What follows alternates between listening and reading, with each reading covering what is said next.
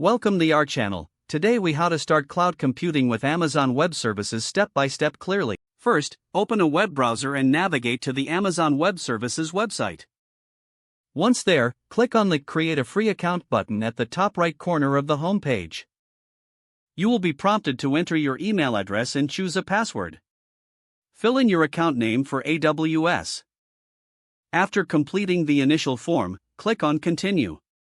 Next, you will need to provide your contact information. Select whether this account is for personal or professional use. Then enter your first and last name, phone number, and address. Once you've filled in all required fields, click on Continue. Now, you will need to verify your phone number. Choose whether you want to receive a text or voice call for verification. Enter the verification code you receive and click Verify. Next, you will move on to the payment information page. Input your credit card details, including the card number, expiration date, and security code. AWS requires this information even for free tier services to verify your identity.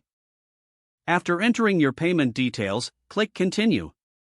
You will be taken to a page where you can select a support plan. For beginners, the basic support plan is often sufficient. Select the basic support option and click Continue. Now, review your account information and confirm everything is correct. After reviewing, click on Create Account and Continue.